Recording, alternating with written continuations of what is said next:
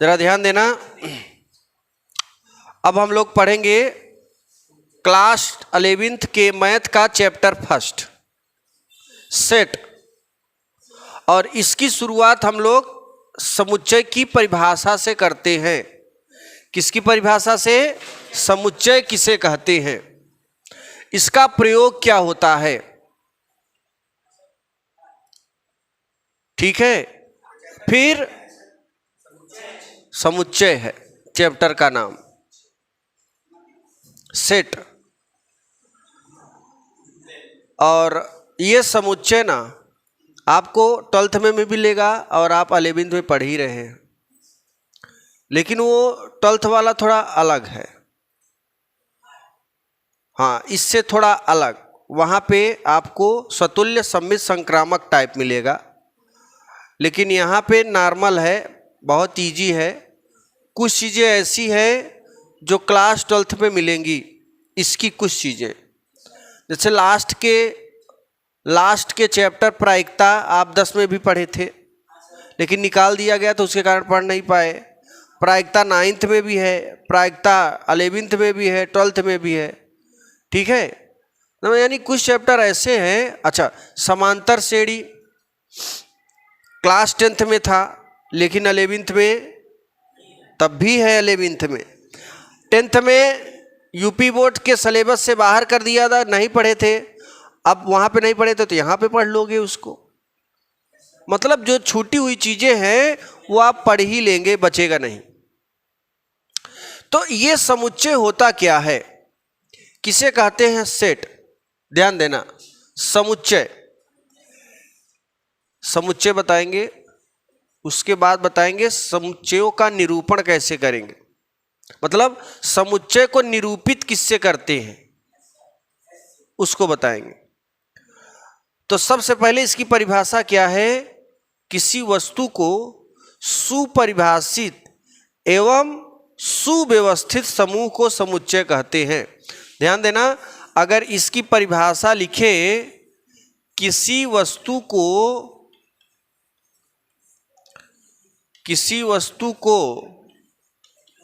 सुपरिभाषित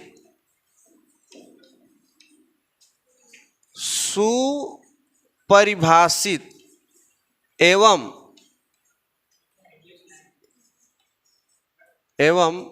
सुव्यवस्थित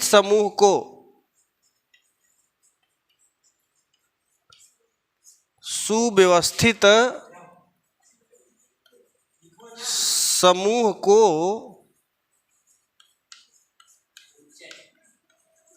समुच्चय कहते हैं।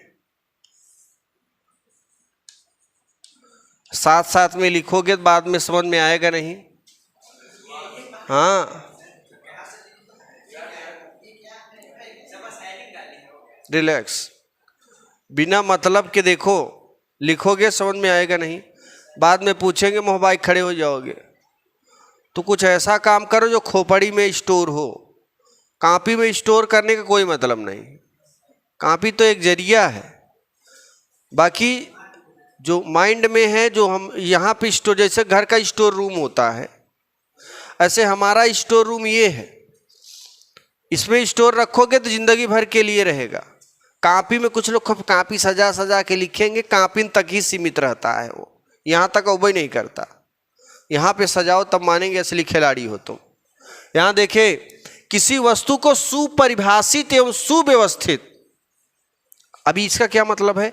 लास्ट में लिखा है समूह को, मतलब अगर हम समुच्चय लिख दें तो A बराबर 2 4 6 8, ये क्या है? एक समुच्चय है।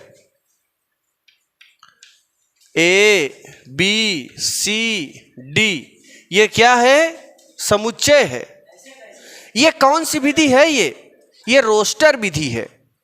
कौन सी विधि? समुच्चयों के निरूपण की 2 विधियां हैं, एक रोस्टर विधि या तालिका विधि। कौन सी विधि? इसी का नाम रोस्टर विधि है, इसी का नाम तालिका विधि है। हाँ, ध्यान देना, एक ही मतलब तालिका विधि भी कर सकते हो, रोस्टर विधि भी। और दूसरा का क्या है, समुच्चय निर्माण विधि। वो समुच्चय निर्माण विधि क्या होती है, ध्यान देना। जैसे हम लिख दे ए बराबर 1 2 3 4। अब इसे समुच्चय निर्माण में बनाओगे तो ए बराबर x such that x belongs to N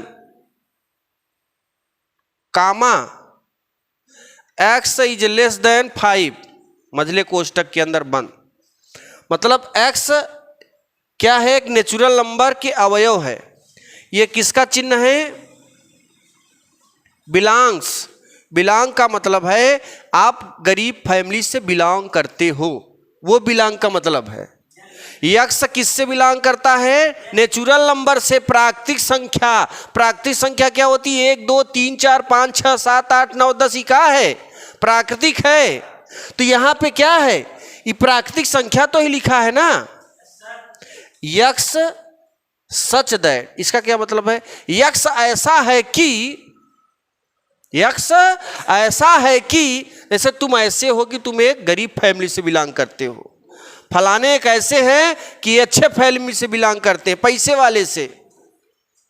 वैसे यक्स ऐसा है कि, यक्स किससे बिलोंग करता है, एक नेचुरल नंबर से, एक प्राकृतिक संख्या से, एक प्राकृतिक संख्या से। और ये क्या कह रहा है, एक्स का मान 5 से कम, ऊपर 5 से कम ही है ना, 1 2 3 4 नहीं 4, 5 से कम है ना। इस चीज को हम ऐसे लिख सकते हैं, इसका क्या नाम है, रोस्टर विधि या तालिका विधि। ये रोस्टर विधि या तालिका विधि, ये भी रोस्टर विधि, ये भी रोस्टर विधि। ई कौन विधि, समुच्चय निर्माण विधि या गुण विधि या नियम विधि, 3 नाम, ध्यान देना। ये समुच्चय निर्माण विधि या गुण विधि या नियम विधि, ये क्या है, तालिका विधि या रोस्टर विधि। जब ऐसे लिखा रहे ना मझले कोष्टक में, समझ लेना तालिका विधि या रोस्टर विधि। और ऐसे लिखा रहे तो समुच्चय निर्माण विधि, नियम विधि, गुण विधि। ये समुच्चयों के निरूपित करने के ढंग होते हैं। जैसे ध्यान देना, जिसकी शादी होती है, जिसे हम दूल्हे राजा बोलते हैं, हंसना नहीं, उसको निरूपित करने के 2 विधि हैं, एक शेरवानी में, एक सूट में। अब पहले के जमाने में 3 विधि, एक जोरा जामा विधि।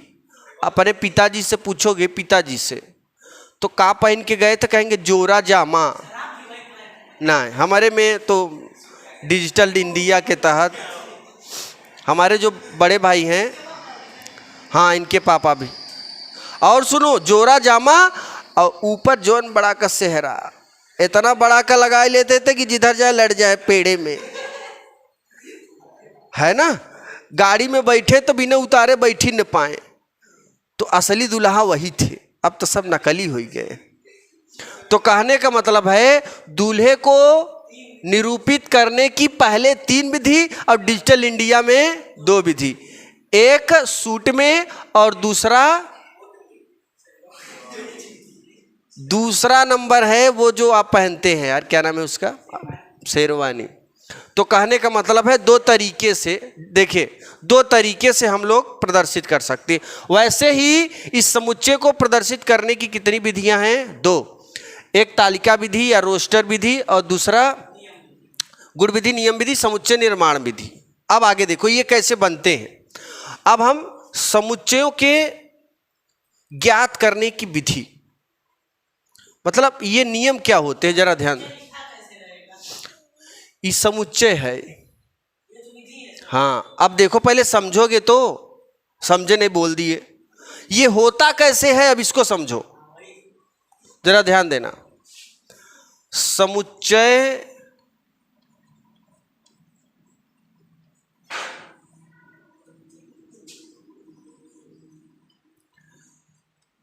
निरूपित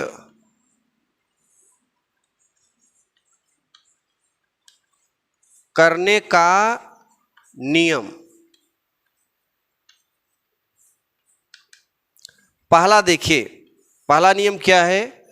समुच्चयों को अंग्रेजी वर्णमाला के बड़े अक्षरों से प्रदर्शित करते हैं।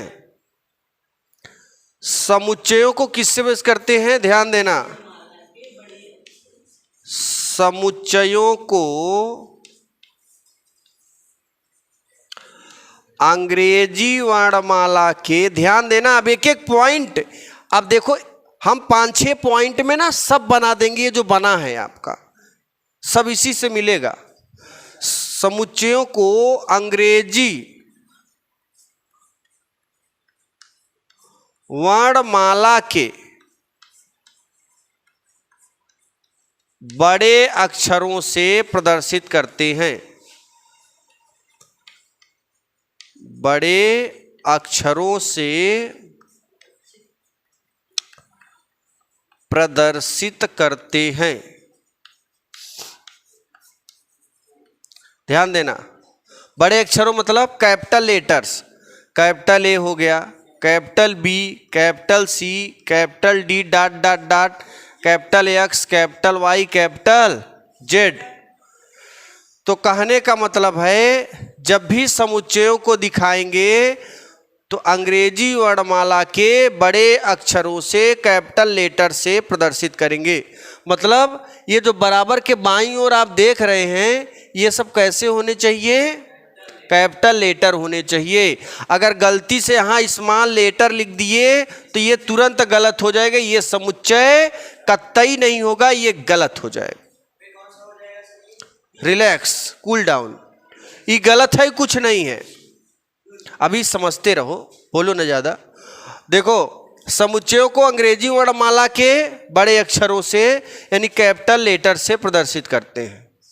एक चीज क्लियर हुआ कि जो ये बाईं ओर लिखा है ये सब कैसे होने चाहिए? बड़े अक्षर होने चाहिए, इसके अतिरिक्त और कुछ भी दिखाई नहीं पड़ने चाहिए। दूसरा नंबर देखिए, तो दूसरा नंबर, समुच्चयों को, अवयवों को अंग्रेजी वर्णमाला के छोटे अक्षरों के साथ साथ संख्याओं से प्रदर्शित करते हैं। ध्यान देना, समुच्चयों के अवयवों को छोटे अक्षर, अंग्रेजी वर्णमाला के छोटे अक्षर मतलब स्मॉल ए, small B, small C, small D, ये क्या हैं? ये क्या हैं? ये समुच्चय के अवयव हैं। या हमने कहा संख्याओं से मतलब गिनती वाले 2, 4, 6, मतलब मझले कोष्टक के अंदर क्या होने चाहिए? अवयव होने चाहिए। कैसे? या तो संख्या रहे या अंग्रेजी वर्णमाला के छोटे अक्षर रहे, यहाँ पे बड़े अक्षर कभी नहीं होने चाहिए, क्योंकि बड़े, हाँ, कोष्टक के अंदर कौन सा कोष्टक लगेगा भी बता रहे हैं, 5-6 स्टेप चलेगा ना। तो मैंने कहा यहां लिखते हैं समुच्चयों के अवयवों को अंग्रेजी वर्णमाला के, अंग्रेजी वर्णमाला के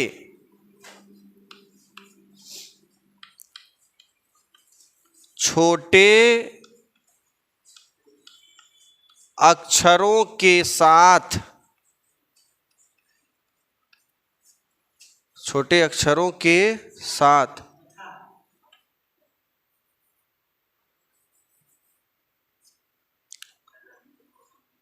कामा संख्याओं से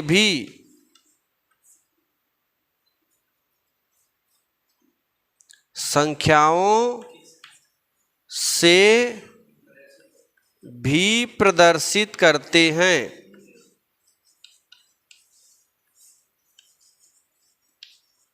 यानी जो अवयव होंगे वो कैसे होंगे? छोटे अक्षर के साथ साथ, मतलब अवयव कोष्टक के अंदर जो अवयव होंगे या तो गिनती वाले होंगे या फिर ए बी सी डी होंगे। कैसे होंगे? आगे देखिए, अगला नंबर है समुच्चयों को अवयवों को सदैव मझले कोष्टक के अंदर लिखा जाता है। किस कोष्टक के? मझले। ध्यान देना, समुच्चय के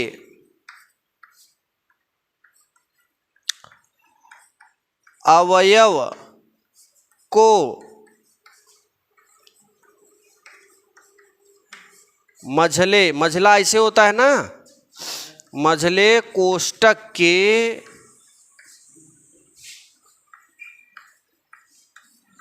अंदर लिखा जाता है। अंदर लिखा, ध्यान देना, अभी मैंने क्या कहा? अभी 3 पॉइंट आपको बताया है। अब देखिए तीनों पॉइंट शुरू करते हैं। यहां पे एक पॉइंट और ये है कि समुच्चय के अवयवों को अंग्रेजी वर्णमाला के छोटे अक्षरों के साथ साथ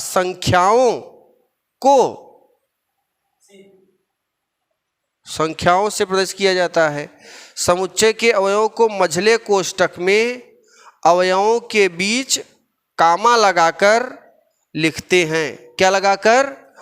कामा। एक चीज अभी यहाँ पे थोड़ा नहीं लिखे, इसी में बना दे रहे हैं ना। देखिए, समुच्चय के अवयवों को मझले कोष्टक के अंदर, थोड़ा ये अधूरा है, इसको हम पूरा कर देते हैं। देखो, समुच्चय के अवयवों को मझले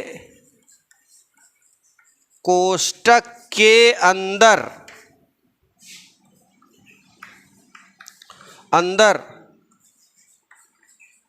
कामा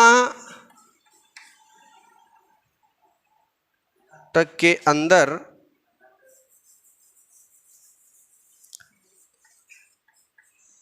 अवयव के बीच कामा लगाकर लिखा जाता है। क्या लगाकर? कामा। पहला नियम मैंने क्या कहा कि अंग्रेजी वर्णमाला के समुच्चय को अंग्रेजी वर्णमाला के बड़े अक्षरों से प्रदर्शित करते हैं। तो बड़े अक्षर में ए हो गए या फिर बी हो गया या फिर सी हो गया, है ना। अब आगे देखिए, चलो ये हो गया ना। अब आगे देखो, सी डी ऐसे आगे भी बढ़ सकता है, नो प्रॉब्लम, है ना, 26 अक्षरों में। अब आगे देखो, फिर आगे क्या कहा है? समुच्चय के अवयवों को अंग्रेजी वर्णमाला के छोटे अक्षरों के साथ साथ संख्या से भी प्रदर्शित किया जाता है। और मझले कोष्टक के अंदर लिखेंगे क्या लगा के? कामा। ध्यान देना, जैसे हम अंग्रेजी वर्णमाला के छोटे अक्षर लिख दें यहाँ पे, ए कामा बी, कामा लगाएंगे ना, सी कामा डी, और फिर बराबर लिखेंगे, फिर कामा लगा दिए तो फिर क्या करें? किसके अंदर लिखा जाएगा? मझले कोष्टक के अंदर। किसके अंदर? मझले कोष्टक के अंदर लिखा जाएगा। या फिर संख्याएं 2 4 6 8, ये क्या है? ये संख्याएं हैं। 3 4 10 12, ये क्या है? संख्याएं हैं।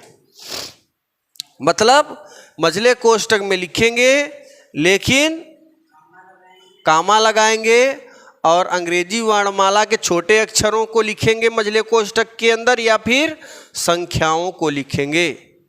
और कुछ लिखने की, और पापा मम्मी घोड़ा हाथी कुछ भी लिख सकते हो। बात समझ में आई? इसके बीच में बाकी और चाहे जो नाम लिख दो, कोई दिक्कत नहीं है। दूसरी चीज, अगला नंबर क्या है? अगला नंबर ये है, इसको मिट देते हैं। मतलब यहाँ पे समझ में आ गया ना कैसे निरूपित। ये किताब में आपके नहीं मिलेगा, ये एक प्राइमरी नॉलेज के तौर पे दिया जा रहा है। ठीक, मतलब समुच्चय मैंने देखा तो हम सोचे कि पूरा बता देकर हिस्ट्री निकाल के। आप लोग को पता नहीं है, अभी नए नए हो ना। हाँ, अभी नए नए हो, पुरान हो जाओगे तब समझ में आएगा। अब देखो चौथा नंबर क्या है।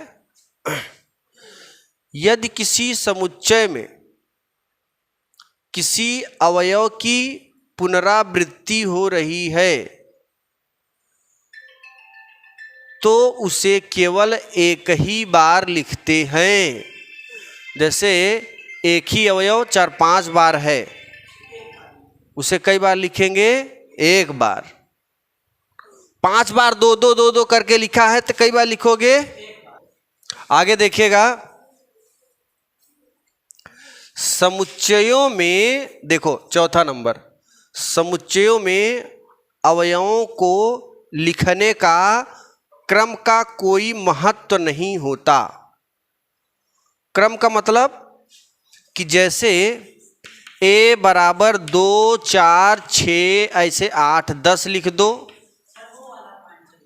हाँ, उसको पलट के हम इसको कर दिए फिर उसको करते हैं ना। या फिर इसी को ऐसे लिख सकते हो 4, 8, 2, 10। या इसी को ऐसे लिख सकते हो 8, 4, 2। मतलब इसमें क्रम का कोई महत्व नहीं होता। समुच्चयों के अवयवों के लिखने का क्रम का कोई महत्व नहीं होता। ठीक, ये चौथा नंबर है। पांचवा नंबर क्या है, अब लिखेंगे नहीं, समझा दे रहे हैं। पांचवा नंबर ये है कि यदि किसी समुच्चय में किसी विशेष अवयव की पुनरावृत्ति हो रही है तो उस अवयव की गणना केवल एक ही बार करते हैं या उस अवयव को केवल एक ही बार लिखते हैं। ध्यान देना, अगर किसी समुच्चय में वही अंक बार बार दिखे, और इसमें ये बताओ अगर हम कह दें इसमें कितने अवयव हैं, 1, 2, 3, 4, इसमें कितने हैं, 4, इसमें कितने हैं, 4। समुच्चयों के अवयवों को लिखने का क्रम का कोई महत्व, क्रम आगे पीछे हो जाए तो भी कोई दिक्कत नहीं है। देखो मैंने आगे पीछे लिखा है ना, सब एक ही है। चाहे पापा के लिखो पहले, चाहे मम्मी के फिर मौसी के, या मौसी पहले कर दो पापा फिर मम्मी, कोई दिक्कत नहीं यार, नो प्रॉब्लम। अवयव का कोई महत्व, क्रम का कोई महत्व नहीं होता है समुच्चय के अवयव को लिखते समय। अब आगे देखिए, समुच्चय के अवयवों के यदि किसी विशेष अवयव की पुनरावृत्ति हो रही हो तो पुनरावृत्ति माने वही अंक बार बार हो रही हो तो उसे हम केवल एक बार लिखते हैं। कितनी बार? देखो इसमें जरा 2 कई बार है, 1 बार 2 लिखना। 4 कई बार है, 1 बार है। दिख नहीं रहा है वहीं से, तो 2, 4, 6, इसमें कितने अवयव थे, 4। इसमें हाँ, हमने कहा कि कोई भी अवयव अगर बार बार आ रहा है तो गिनती में गणना केवल एक ही बार करते हैं। तो कितने बार हो जाएंगे, मतलब ये 2 भले ही 3 बार आया है, लिखेंगे कई बार, 1 बार, 1 बार, 2, 2, 2, 3, 3, 3, 4, 4। बताओ इसमें कितने अवयव हैं, 3। देखो b बराबर 1, 2, 3, 2 3 बार है ना, 1 बार लिखो। 3 2 बार है, 1 बार लिखो। ये भी 1 बार, मतलब एक एक बार लिखेंगे। यदि किसी विशेष, ये विशेष अवयव हैं, इनकी पुनरावृत्ति हो रही है, भाई जो बार बार दिखे हर जगह जहाँ जाओ वही आदमी दिखे तो विशेष आदमी होगा। आदमी होगा एक ही। रमाशंकर पहुँचे कल्लू के बराते, रमाशंकर पहुँचे लल्लू के बराते, रमाशंकर मखल्लू के बराते, मतलब रमाशंकर जहाँ जाओ ही पहुँच रहे हैं, लेकिन है तो रमाशंकर ही ना, एक विशेष आदमी है। ऐसे ही अवयव अगर बार बार दिखे तो विशेष अवयव हो जाता है। विशेष आदमी, जो आदमी हर जगह दिखे, जिसकी पहुंच ज़्यादा हो, विशेष हो जाता। ऐसे ये विशेष है क्योंकि बार बार आ रहा है, लेकिन लिखेंगे एक ही बार। बात समझ में आई? तो ये है समुच्चयों को निरूपित कैसे करते हैं। अब निरूपित करने की विधियां कितनी हैं वो बताएंगे। बहरहाल इतना लिखो, फिर आगे बढ़ते हैं। वो नहीं बनेगा। चलिए देखिए, समुच्चयों को निरूपित करने की विधियां, यानी हम समुच्चय को कितने ढंग से लिख सकते हैं। दो ढंग है इसके। कितने ढंग, जरा ध्यान देना। इसका पहला क्या है, सूची विधि। सूची विधि या दूसरा नाम क्या है, तालिका विधि।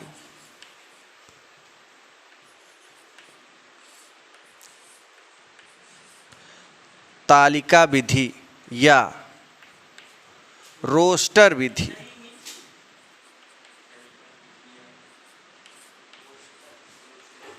पोस्टर ना लिख देना, रोस्टर विधि। अच्छा, दूसरी विधि क्या है? दूसरी विधि है समुच्चय निर्माण विधि। समुच्चय निर्माण विधि। अगला क्या है, गुण विधि या नियम विधि। देखो, अब इंग्लिश में क्या बोलते हैं तुम समझना, हिंदी में क्या क्या बोलते हैं सारे नाम बता दिए, और इससे ज़्यादा नाम होबो नहीं करते, है ना। कोई अगर आपको बस समुच्चय निर्माण नाम पता है और आपको केवल रोस्टर पता है कि दो होते हैं, अगर कोई सूची विधि पूछ लिया तो मालूम ही नहीं। इसीलिए हमने क्या करा, इसके जितने नाम बनते हैं सब बता दिए, और इससे ज़्यादा होते भी नहीं हैं, हमेशा याद रखना। तो निरूपित कितने ढंग से करते हैं? दो, एक सूची विधि या तालिका विधि या रोस्टर विधि। अगर इसकी परिभाषा की बात करें, इस विधि में समुच्चयों के अवयवों को कामा लगाकर मझले कोष्ठक में लिखा जाता है। यहाँ लिखेंगे, इस विधि में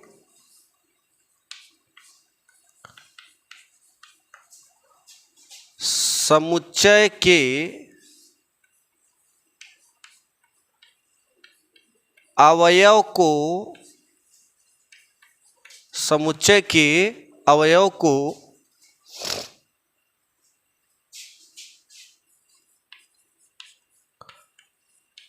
मझले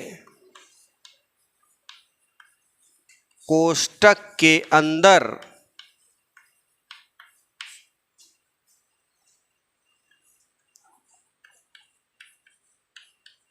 अवयव के बीच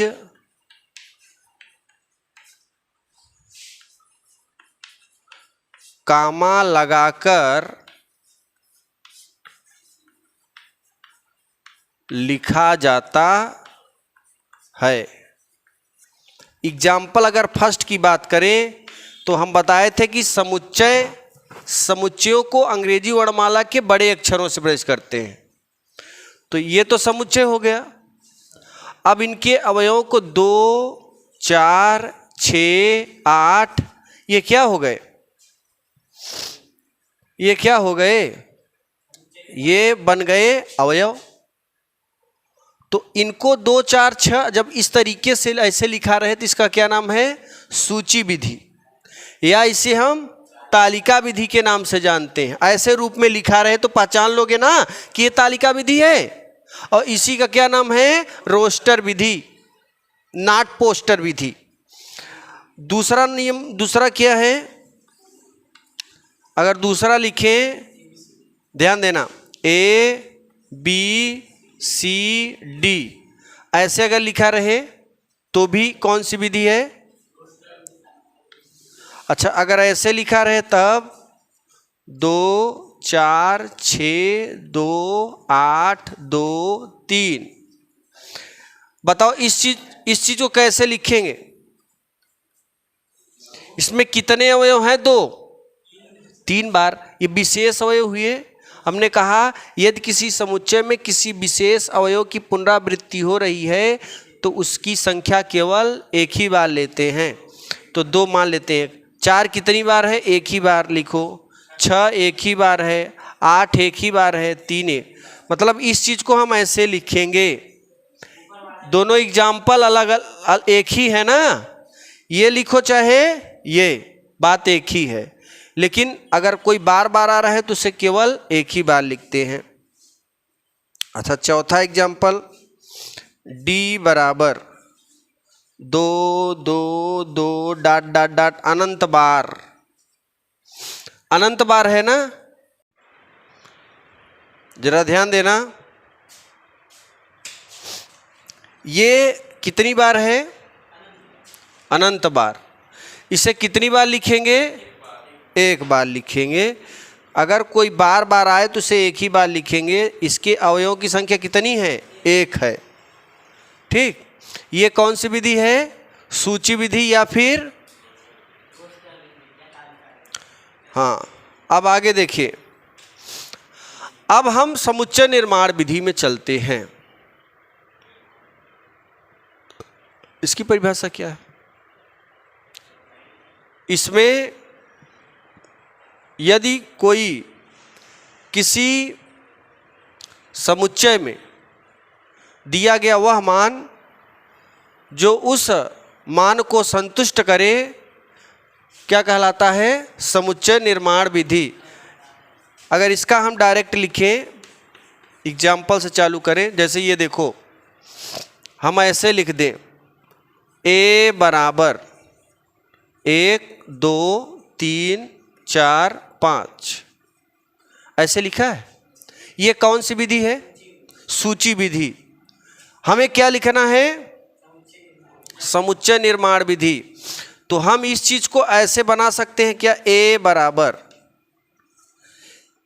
हमने अभी बताया कि 1 2 3 4 5 6 7 8 गिनती वाले सारे अंक 1 से जो शुरू हो वो प्राकृतिक संख्या होती है, नेचुरल नंबर होती है। तो कहने का मतलब ये है, इसे हम ऐसे लिखेंगे x such that x belongs to n, comma. मतलब x ऐसा है कि x किससे बिलोंग करता है? नेचुरल नंबर से बिलोंग करता है। बिलोंग मतलब ये इससे संपर्क में है। जैसे मोदी एक गरीब फैमिली से बिलोंग करते थे, आज प्रधानमंत्री है ना। तो वैसे ही ये x किससे बिलोंग करता है? n से बिलोंग करता है। तो इस चीज को अब देखो, ये कहां से कहां तक है? तो इसे लिख सकते हो x is less then 6। x is less then, x का मान 6 से कम है, तो 6 से कम कहाँ तक है? 5 तक है ना। तो 5 का है? 6 से कम। तो इस चीज को ऐसे लिख सकते हैं, और इसी को क्या बोलते हैं बच्चे? समुच्चय निर्माण विधि या गुण विधि या फिर नियम विधि। अच्छा, ये क्या है? ये क्या है? सूची विधि या तालिका विधि। तो तालिका विधि से किस में बदल सकते हो? समुच्चय निर्माण में, या फिर समुच्चय निर्माण से किस में लिख सकते हो? तालिका में। क्रम बदल दोगे तब भी आंसर यही रहेगा। 0 क्यों स्टार्ट करोगे? हम 0 और अलग है, तब परफेक्ट नंबर हो जाएगा, उसके लिखने का ढंग अलग होगा। ठीक, बहरहाल इतना लिखो फिर आगे बढ़। हाँ, बन जाएगा। आने दो आगे, अभी और कुछ बताएंगे ना, अभी बहुत है एग्जाम्पल। अच्छा, ऐसे देखो, जरा ध्यान देना। कहीं पे अगर ऐसे लिखा रहे i या z, i एक इंटीजर नंबर है, z भी एक इंटीजर नंबर है। इधर देखो, आई भी एक इंटीजर नंबर है, जेड भी एक इंटीजर नंबर है, पूर्णांक। तो पूर्णांक में धन भी होता है और ऋण भी।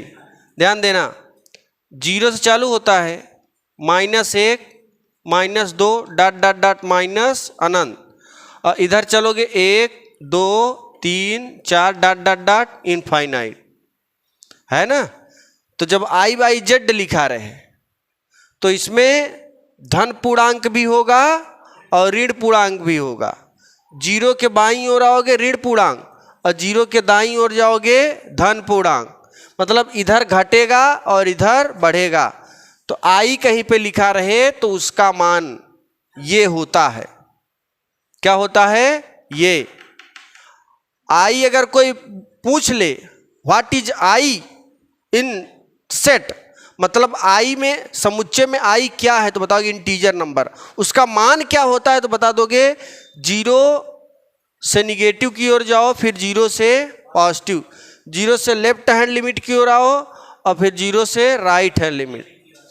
अब देखो, अगर ऐसे लिखा रहे आई प्लस या जेड प्लस, जब आई प्लस या जेड प्लस लिखा रहे तो आई एक इंटीजर नंबर है, लेकिन केवल उसमें धन पूर्णांक होगा, केवल वो बढ़ेगा 0 1, मतलब धन पूर्णांक उधर ही जाएगा 1 2 3 डॉट डॉट डॉट प्लस अनंत। केवल ये क्या होगा, केवल ये बढ़ेगा। और कहाँ से चालू होगा? 1 से। अच्छा, आई अगर माइनस में है या जेड भी माइनस में है तो केवल घटने वाला मान रखो -2 डॉट डॉट डॉट माइनस अनंत। 0 नहीं होता, 0 तो मध्य का भाग है ना। यहाँ देखो, इधर बढ़ाओ इधर घटाओ और इधर बढ़ाओ, पॉजिटिव रहेगा ये, निगेटिव रहेगा ये। लिखो,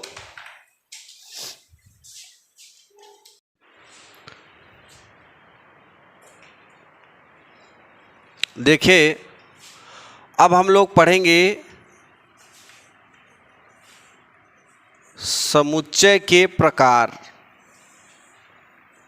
समुच्चय के प्रकार। देखो, इससे पहले क्या पढ़े? इससे पहले पढ़े समुच्चय किसे कहते हैं, फिर समुच्चयों के 5 गुण बताएं, है ना, 5-6 गुण। फिर बताया समुच्चयों को निरूपित कितने ढंग से करते हैं, तो 2 ढंग से करते हैं। एक सूची विधि, या इसी का दूसरा नाम है तालिका विधि, या इसी का तीसरा नाम है रोस्टर विधि। और दूसरा क्या है, दूसरे को क्या बोलते हैं? समुच्चय निर्माण विधि या नियम विधि या गुण विधि। मतलब समुच्चयों को हम लोग 2 तरीके से निरूपित कर सकते हैं। ये हो गया। अब बात आती है समुच्चय कितने प्रकार के होते हैं। तो समुच्चय ढेर सारे होते हैं। पहला नंबर की अगर बात करें रिक्त समुच्चय की, रिक्त, रिक्त माने होता है खाली, और समुच्चय माने होता है कोई व्यवस्थित ढंग, कोई ग्रुप से, है ना। तो एक ऐसा समुच्चय लो जो खाली हो, कोई ग्रुप ही ना हो, उसमें रिक्त हो।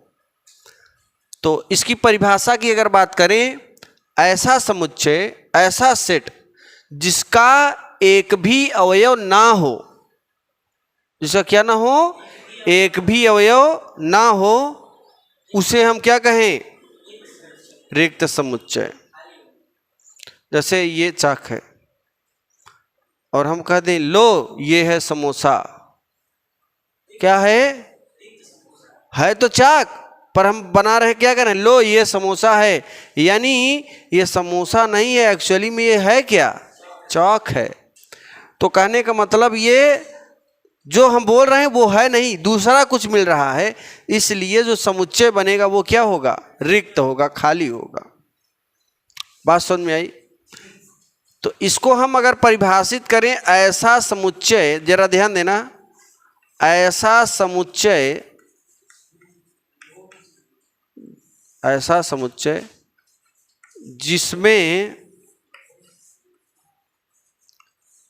जिसमें एक भी अवयव ना हो, एक भी अवयव ना हो उसे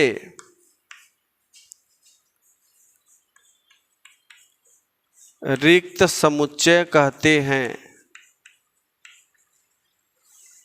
रिक्त समुच्चय कहते हैं। ऐसा समुच्चय जिसमें एक भी अवयव खाली हो। अब एग्जाम्पल अगर बात करें, एग्जाम्पल, पहले एग्जाम्पल की बात करें। अच्छा, इसे रिक्त समुच्चय को यानी इसे फाई से प्रदर्शित करते हैं।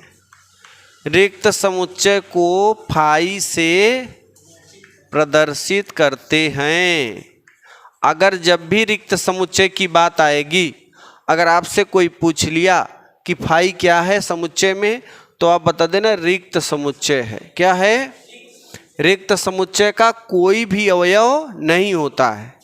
देखो एग्जाम्पल में जैसे जैसे फाई रहे, फाई, अच्छा ये है, सुनो, ए बराबर मझला कोष्टक खाली रखें। मझला कोष्टक क्या रखें? खाली। ये क्या है? रिक्त समुच्चय है। इसके अंदर कुछ है क्या? तो खाली है ना। जब कुछ भी ना रहे तो कौन सा समुच्चय होगा? रिक्त समुच्चय होगा। दूसरा एग्जाम्पल क्या है? दूसरा एग्जाम्पल ए बराबर फाई। अगर ए बराबर कहीं फाई लिखा देखना तो वो भी क्या है? एक रिक्त समुच्चय है। अगर आप कहीं ऐसा लिखा देखना, ये क्या है? रिक्त। इधर भी क्या है? रिक्त। तो दोनों आपस में क्या है? बराबर। इसलिए कौन सा समुच्चय है? रिक्त। मतलब ऐसा कहीं देखना तो उसे भी क्या बोल देंगे? रिक्त। ए बराबर फाई भी लिखा रहे तो ये भी क्या है? रिक्त।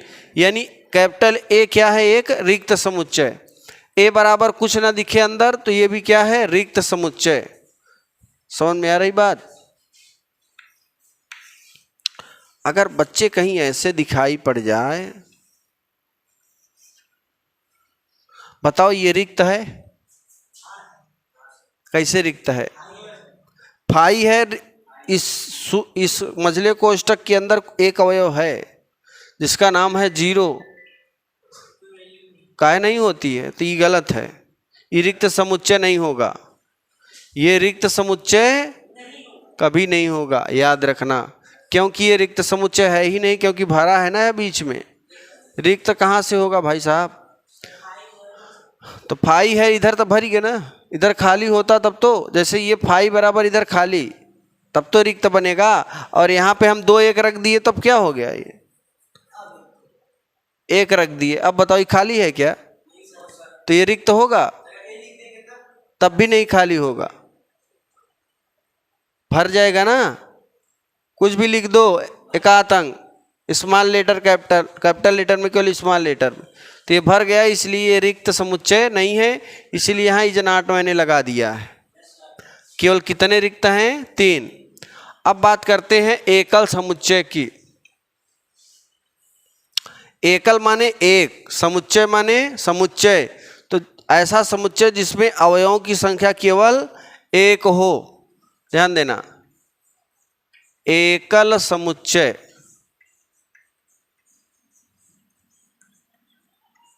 एकल समुच्चय। एकल समुच्चय क्या है? ऐसा समुच्चय, ऐसा समुच्चय जिसका या जिसमें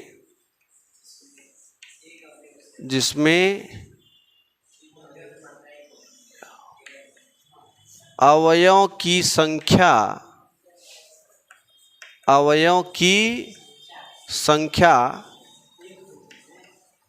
केवल एक होती है, उसे एकल समुच्चय कहते हैं। एकल समुच्चय मतलब ऐसा समुच्चय जिसमें केवल एक अवयव होंगे, है ना। अब कुछ एग्जाम्पल यहाँ पे ले लिया जाए। देखो पहले एग्जाम्पल में अगर हम ले कैपिटल ए बराबर कितने अवयव हैं, एक। दूसरा एग्जाम्पल बी बराबर 2, कितने अवयव हैं, हाँ। हमने कल बताया था ना, यदि किसी समुच्चय में यदि किसी विशेष अवयव की पुनरावृत्ति हो रही हो तो उसे केवल एक ही बार लिखते हैं। ये 2-3 बार आया है, फिर भी कितनी बार है, एक ही बार है, हाँ। 3-3 लिख देते तब भी एक ही बार 3 लिखते। यहाँ पे 2-2-3 बार है तब भी एक ही बार लिखेंगे। तो इस चीज को ऐसे लिख सकते हैं, अवयव की संख्या कितनी है, एक, एकल समुच्चय। दूसरा एग्जाम्पल क्लियर। तीसरा देखो सी बराबर है ना 3, 3,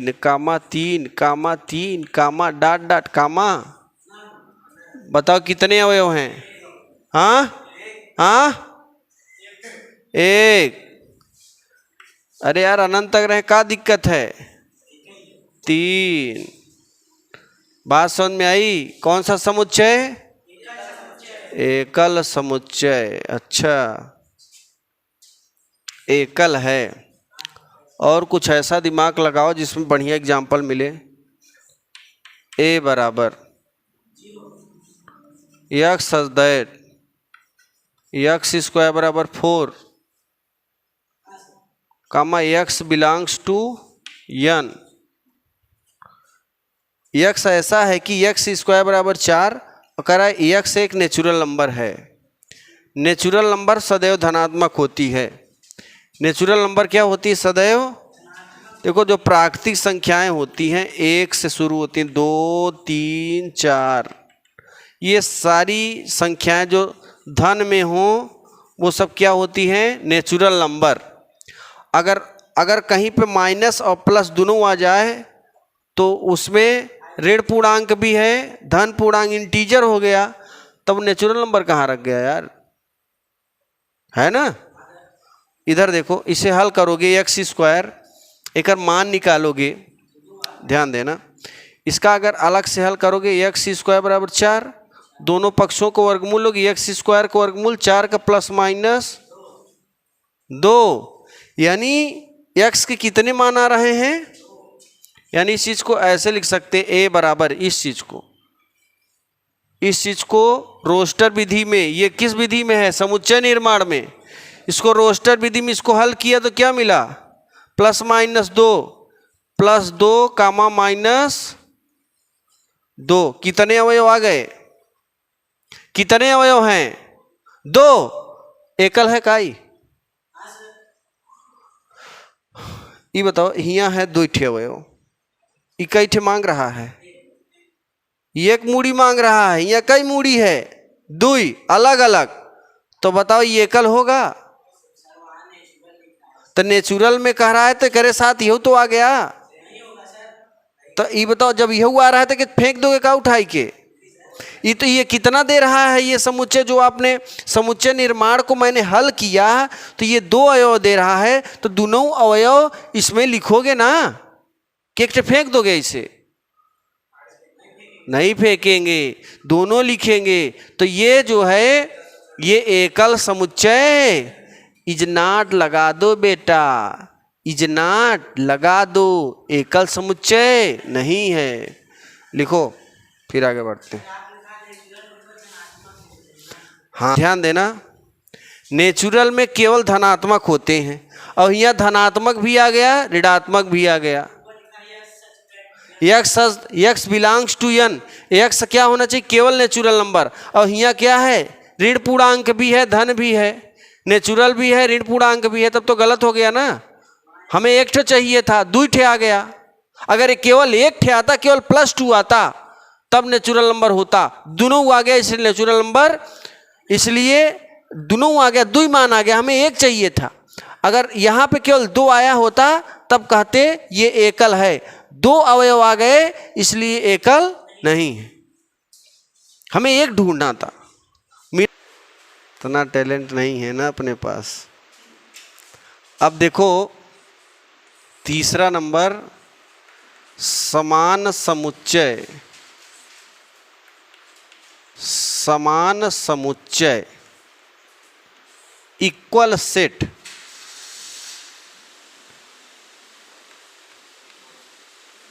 इक्वल सेट, ये इक्वल सेट क्या होता है? ऐसा समुच्चय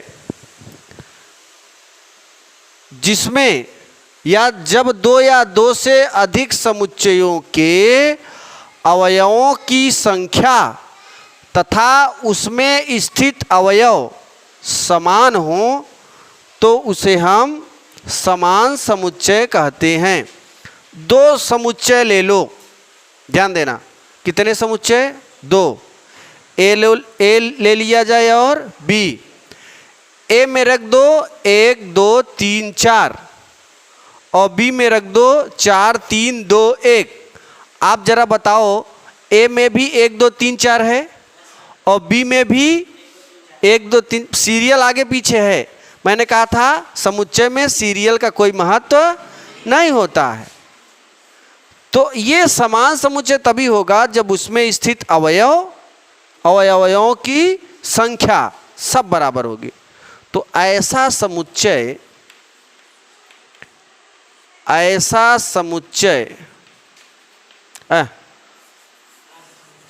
जब दो या दो से अधिक समुच्चयों के, जब दो या दो से अधिक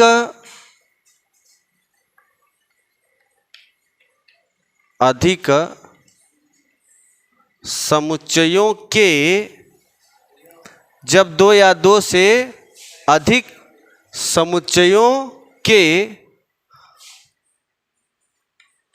अवयव की संख्या तथा अवयव समान हो तो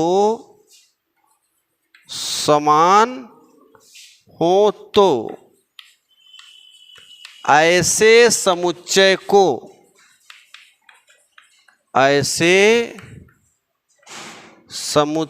को समान समुच्चय कहते हैं। समान समुच्चय कहते हैं। देखिए जरा ध्यान समझना, इसमें जरा ध्यान समझना। ये मैंने कहा समान समुच्चय है। कौन समुच्चय? समान समुच्चय। अब इस समान समुच्चय में यहाँ पर लिखा है जब दो या दो से अधिक समुच्चयों के अवयवों की संख्या तथा अवयव समान हो। तो जैसे हम एग्जाम्पल पहला ले लें, ध्यान देना, एग्जाम्पल पहला ए बराबर ले लें ए बी सी डी। दो या दो से अधिक समुच्चय समान होने चाहिए। और बी बराबर ले लेते हैं बी ए डी सी। आप जरा बताओ ए और बी वही है कि अलग अलग? हाँ वही है ना। ये जो अवयव आगे पीछे लिखे हैं इसका कोई महत्व नहीं है। समुच्चयों में अवयवों के जो सीरियल लिखे होते हैं इनका कोई महत्व नहीं होता है। आप अवयव आगे पीछे लिख सकते हैं। ये जो बी ए डी सी लिखा है इसे आप ए बी सी डी लिख सकते हो। और समान समुच्चय में जो अवयव इसमें होने चाहिए वही अवयव इसमें होने चाहिए और इनकी संख्या भी समान होने चाहिए। मतलब 4 अवयव इसमें है तो 4 अवयव इसमें होने चाहिए। दूसरी चीज, जो अवयव ए इसमें है तो ए इसमें होने चाहिए, बी इसमें है तो बी इसमें होने चाहिए, सी इसमें है तो सी इसमें होने चाहिए। यहाँ लिखा है दो या दो से अधिक, मतलब दो समुच्चय के अवयवों की संख्या भी समान हो और अवयव भी समान हो, या 3 समुच्चय अगर ले लें तो तीनों के अवयव भी समान हो, उनकी संख्या भी समान होनी चाहिए। ये तो पहला एग्जाम्पल है। आप जरा बताओ ये समान समुच्चय है क्या? 2 2 2। दूसरा समुच्चय ले लें 2 कामा 2 कामा 2 कामा डॉट डॉट इनफाइनाइट। आप बताओ ये समान समुच्चय हैं? क्यों? ये समान है कि असमान है? अभी मैंने बताया जब कोई भी अवयव बार बार आए तो उसे केवल एक बार लिखते हैं। तो ये 2 2 3 बार है तो इसे कई बार लिखोगे? एक बार। ये अनंत बार है, इसको भी कितनी बार लिखोगे? एक बार। तो दोनों अवयव बराबर हुए कि नहीं हुए? तो ये भी क्या है? एक बार समान समुच्चय है। प्रदर्शित नहीं करते हैं इससे, यानी ए और बी दोनों समान समुच्चय हैं, इसलिए लिख देंगे ए बराबर बी। प्रदर्शित नहीं करते इसे, बस ए और बी दोनों क्या होने चाहिए? समान होने चाहिए। ए बराबर बी हुआ समान समुच्चय। बात समझ में आई? जो अवयव ए में हो वही अवयव बी में हो। कोई दिक्कत है क्या? आगे देखो। अच्छा एक एग्जाम्पल और ले लें हम, अगर एग्जाम्पल 3, ध्यान देना, एग्जाम्पल पहला दूसरा तीसरा। अगर हम ले लें ए बराबर 2 प्लस 2 कामा माइनस 2 और बी बराबर ले लें x such that x square बराबर 4। और देखो यहाँ पे और का चिन्ह ऐसे होता है, या का चिन्ह ऐसे होता है। अगर या में ऐसे लग गया तो फॉर एवरी है। फॉर एवरी माने प्रत्येक के लिए। इसका नाम क्या है? प्रत्येक के लिए। इसका नाम क्या है? और। या इसका दूसरा नाम क्या है? तथा। और कहो चाहे तथा, इंग्लिश में एंड, अथवा ही है। या का चिन्ह है, इसे अथवा भी बोल सकते हो। हाँ धीरे धीरे सब मिल जाएगा, काहे परेशान हो? अरे अच्छा चलो हम लिखवा दे रहे हैं अभी चिन्ह का भी। अभी उसका प्रयोग नहीं है, थोड़ा भी यहाँ पे आ जाएगा, इसलिए देखो x such that x square बराबर 4। और जो ये x है ना, ये किससे बिलोंग करता है? i/z से। i/z मतलब इंटीजर, धनात्मक भी हो सकता है ऋणात्मक भी हो सकता है। ये जब आप हल किए थे अभी एक क्वेश्चन पिछले में, इसका ऊपर वाला आया था कि नहीं? यही हल किए थे ना। और ये क्या देगा? प्लस भी देगा। और क्योंकि x स्क्वायर को हल करते हैं, ध्यान देना, x स्क्वायर बराबर 4 और दोनों पक्षों का वर्गमूल लेते हैं तो x स्क्वायर का वर्गमूल x और 4 का वर्गमूल प्लस माइनस 2 क्या होता है? जैसे कोई पूछ लिया 9 का वर्गमूल बताओ बेटा, तो बता देना प्लस माइनस 3। 25 का वर्गमूल प्लस माइनस 5। प्लस माइनस जरूर बताया करो, धन में भी होता है ऋण में भी होता है। इसलिए i/z का मतलब i, अगर i/z उस दिन लिखाया था ना कल पिछली क्लास में, तो कहने का मतलब i/z लिखा रहे ऐसे, i या z, i या, तो इसकी वैल्यू मैंने बताया था 0 -1 -2 ऐसे घटता है, इधर बढ़ता है, इधर बढ़ता है, इधर घटता है, तो है ना। आई या जेड एक ही चीज है ना, आई भी इंटीजर है जेड भी इंटीजर है, धन पूर्णांक ऋण पूर्णांक। तो इसको हल किया तो धन भी आ रहा है, और यानी इस चीज को हम क्या लिख सकते हैं? इसको धन में लिखेंगे तो +2 और माइनस में लिखेंगे तो -2। आप जरा बताओ ये a प्लस का -2 और b प्लस का -2 दोनों बराबर आए? तो a और b क्या है? a और b एक समान समुच्चय है। नहीं समझ में आया? याद रहेगा? लिखो। कितना नंबर था समान?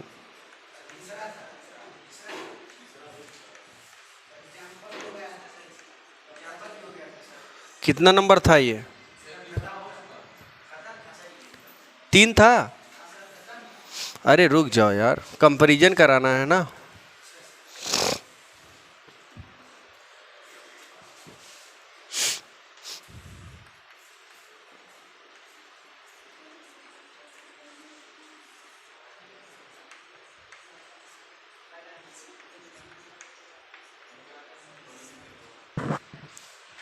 जरा ध्यान देना।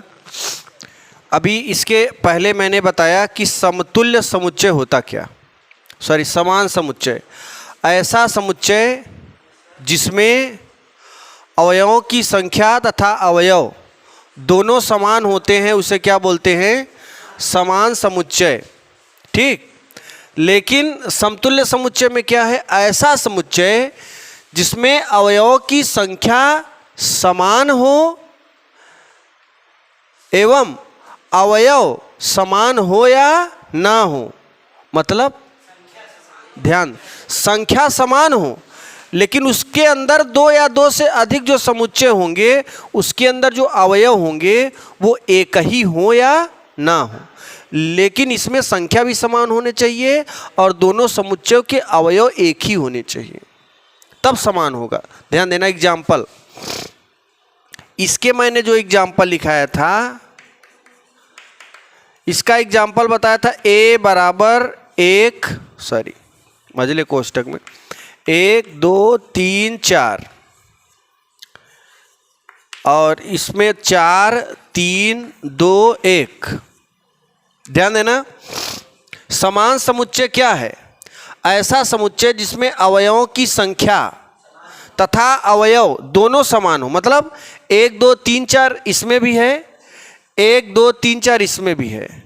आगे पीछे अवयव जो लिखा है ना, कोई मतलब नहीं है।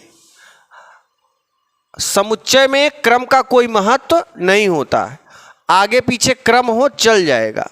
तो ये और ये एक ही है, इनकी संख्या भी 4 है दोनों की, और दूसरी चीज इनके अवयव भी सेम है। तो जब संख्या भी सेम हो, अवयव भी सेम हो, अंदर जो वैल्यू लिखी गई है वो भी सेम हो, तो वो कौन सा समुच्चय होगा? तो a बराबर b, ये समान समुच्चय हो जाएगा। लेकिन इसमें ये क्या कहता है, अगर एग्जाम्पल फर्स्ट की बात करें, a बराबर जैसे हम लिख दें 1 2 3 4, b बराबर 1 3 2 1 4। अब बताओ आप जरा, डिफिनीशन क्या कहती है? डिफिनीशन कहती है समतुल्य समुच्चय में कि अवयवों की संख्या और अवयव समान हो या ना हो। संख्या समान होनी चाहिए, उनके अंदर के अवयव समान हो या फिर ना हो। देखो दूसरा एग्जाम्पल, अभी बहुत बढ़िया समझ में आएगा। a बराबर, ध्यान देना, 1 2 3 4, b बराबर 5 6 7 8। इसमें क्या दिख रहा है? समान। इसमें क्या दिख रहा है? अलग अलग। देखो इसकी डिफिनीशन क्या कहती है?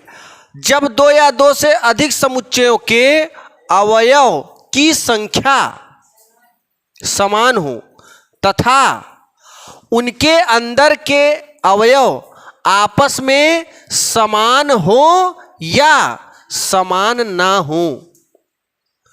अवयवों की संख्या सेम होनी चाहिए। 2 समुच्चय लो, a और b, इनके अवयव 1 2 3 4 1 2 3 4। फिर देखा सेम अवयव इसमें भी है, सेम अवयव इसमें भी है। समुच्चय में अवयवों के क्रम का कोई महत्व नहीं होता है। मतलब यहाँ 3 2 1 4 लिखा है, यहाँ 1 2 3, इस चीज को लिख सकते 1 2 3 4। तो इनके अवयव की संख्या भी 4 है। कितनी है? 4। इसमें भी 4 और अवयव भी सेम है, तो ये समान भी है और सुनो, इसकी डिफिनीशन क्या कहती है? ऐसा समुच्चय जिनके जब दो या दो से अधिक समुच्चयों के अवयवों की संख्या समान हो, लेकिन उनके अवयव आपस में समान हो या उनके अवयव आपस में समान ना हो, तो ऐसे समुच्चय को समतुल्य समुच्चय कहते हैं। लेकिन ये क्या कहता है? जब दो या दो से अधिक समुच्चयों के अवयवों की संख्या तथा अवयव दोनों समान हो तो उसे हम समान समुच्चय कहते हैं। मतलब इसमें अवयवों की संख्या भी सेम होने चाहिए और अवयव भी सेम होने चाहिए। इसमें अवयवों की संख्या सेम होनी चाहिए, सेम हो या फिर सेम ना हो, लेकिन अवयव की संख्या बराबर होनी चाहिए। यानी सभी समान समुच्चय समतुल्य समुच्चय होते हैं, लेकिन सभी समतुल्य समुच्चय समान समुच्चय नहीं होते। इसके सारे गुण इसमें मिलते हैं, लेकिन इसके सारे गुण इसमें नहीं मिलते। ध्यान देना, इसमें संख्या सेम है, अवयव भी सेम है, तो इसके डिफिनीशन के अकॉर्डिंग क्या है? समतुल्य समुच्चय होगा। तो ए समतुल्य बी, इस समतुल्य का चिन्ह है सांप। ए समतुल्य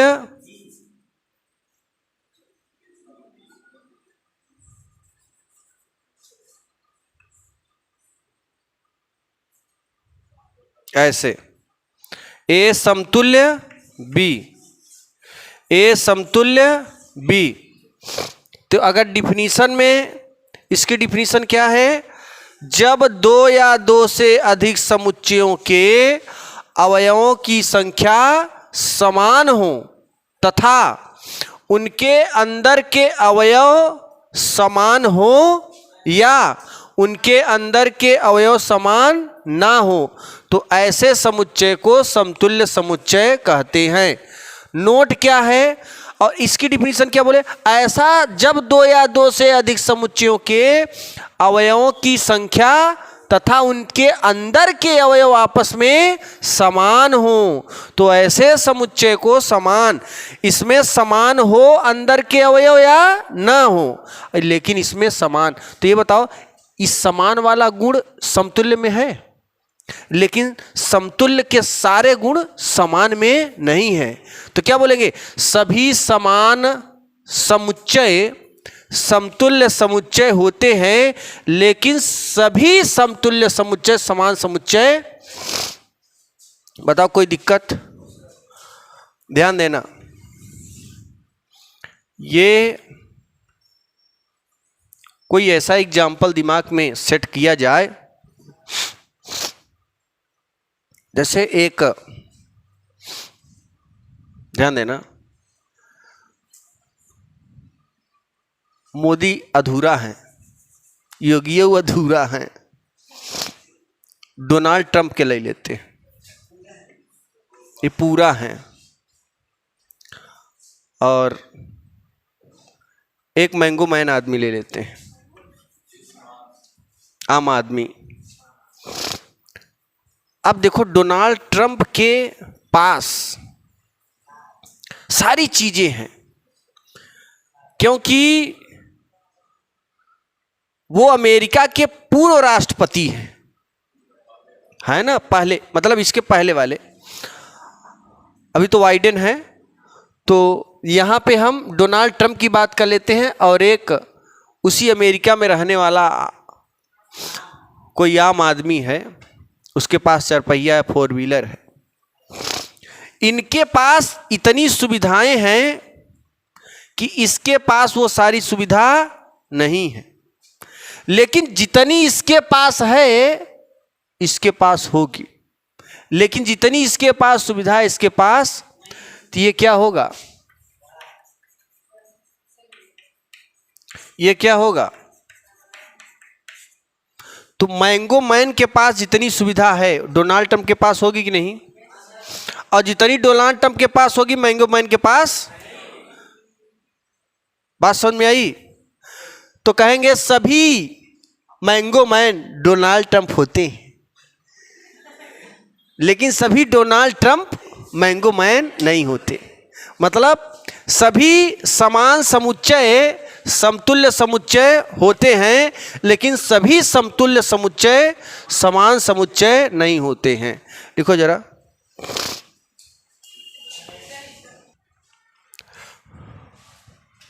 पांच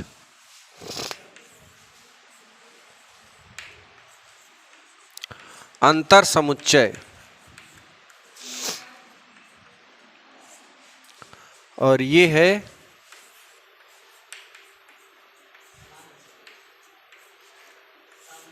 समष्टीय समुच्चय।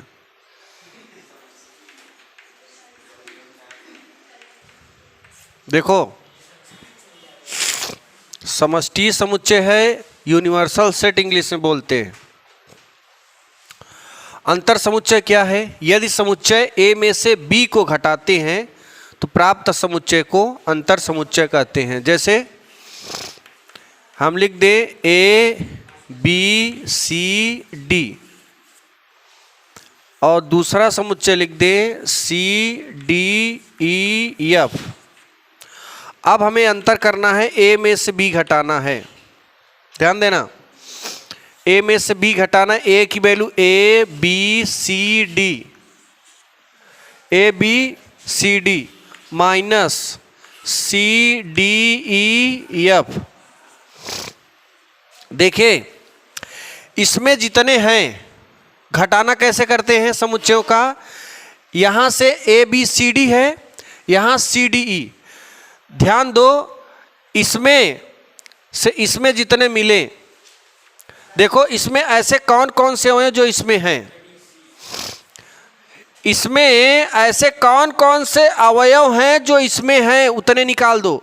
सी है, सी है, चलो भाई सी निकल जाएगा, सी निकल गया, डी निकल गया। अब जो इसमें बचे ना, ई एफ छोड़ दो, बाजार के भाव। क्या करे भाव? जो इसमें बचेंगे वही लिखेंगे, जो इसमें बचेंगे पहले वाले वही लिखेंगे। हाँ, दूसरे वाला छोड़ देते हैं। हाँ, ए माइनस बी, ए माइनस बी। अच्छा ये बताओ, ये दोनों समान समुच्चय हैं कि असमान? हाँ, असमान समुच्चय है, समतुल्य है। हाँ, अच्छा, ए में से बी घटाए कितना मिला? ए कामा बी। अब बी में से घटा दो, बी का अवयव क्या है? सी डी ई एफ। ए का ए बी सी डी। ध्यान देना, अब इसमें कौन कौन से अवयव ऐसे हैं जो इसमें हैं? सी सी घट जाएगा, डी डी। अब इसमें जो बचेगा वही लिख दो, ई एफ। बाकी इसमें जो बचा बाजार के बाद छोड़ दो, बी माइनस ए। आप जरा बताओ, ये समीकरण 1 ये समीकरण 2 में क्या ये दोनों बराबर है क्या? नहीं है ना। तो ये दोनों बराबर नहीं है तो ये क्रम विनिमय नियम का पालन नहीं करेंगे। यानी क्रम विनिमय मतलब जब दोनों के अवयव समान हो, संख्या समान हो, अवयव समान हो तो क्रम विनिमय नियम बन जाता है। तो a minus B, B minus A के बराबर नहीं होगा। ठीक है, आगे देखो। अंतर माने जब a में से b को घटाते हैं तो प्राप्त समुच्चय को अंतर समुच्चय कहते हैं। हाँ, ये अंतर समुच्चय है।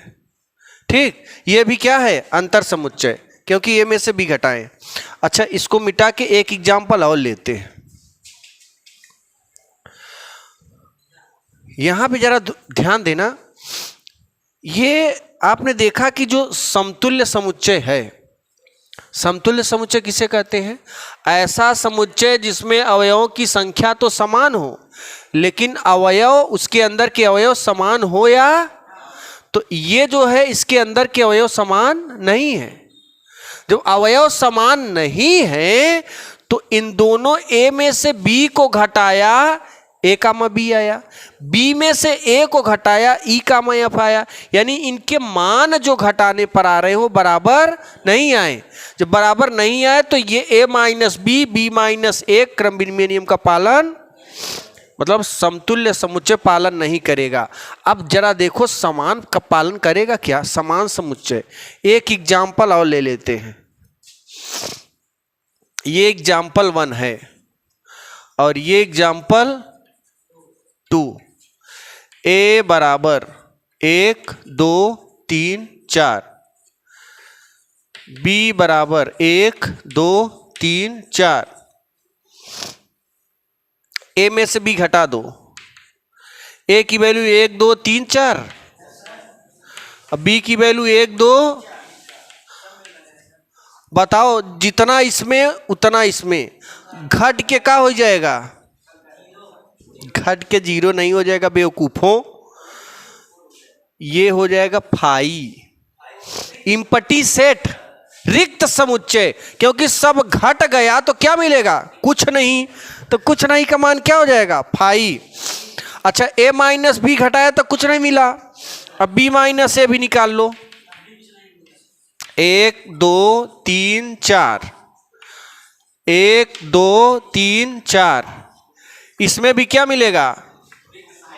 आप जरा ये बता दो बच्चों कि ए माइनस बी और बी माइनस ए का वैल्यू क्या है, फाइन फाई है ना। तो समान समुच्चयों का अंतर क्रम विनिमय नियम का पालन करेगा, क्योंकि राइट राइट बराबर है तो लेफ्ट लेफ्ट, यानी ए माइनस बी बराबर बी माइनस। समतुल्य समुच्चयों का अंतर क्रम विनिमय नियम का पालन नहीं करेगा, लेकिन समान समुच्चयों का अंतर क्रम विनिमय नियम का पालन करता है। नहीं समझ में आया, राइट नाउ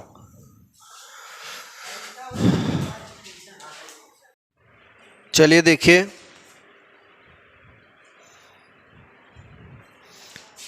जरा ध्यान देना, कितना नंबर बताओ, नंबर अंतर हो गया ना, 6वां।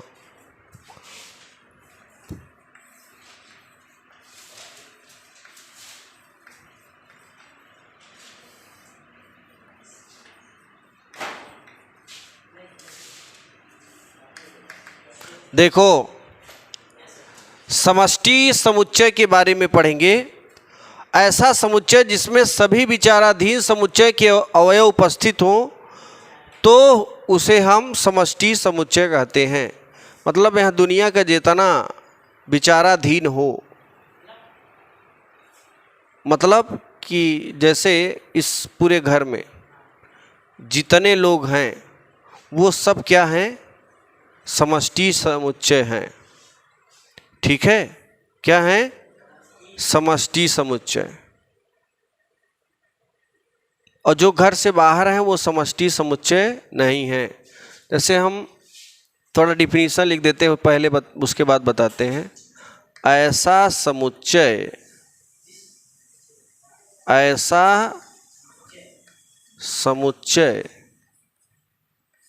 जिसमें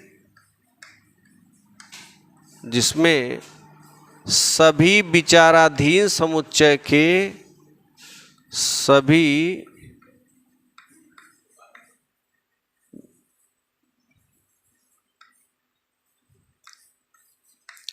विचाराधीन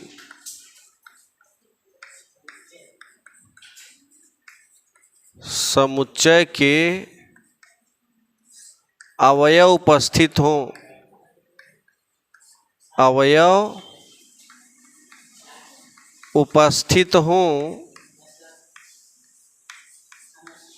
तो उसे समष्टि समुच्चय कहते हैं। समष्टीय समुच्चय कहते हैं। ऐसा समुच्चय जिसमें सभी विचाराधीन समुच्चय के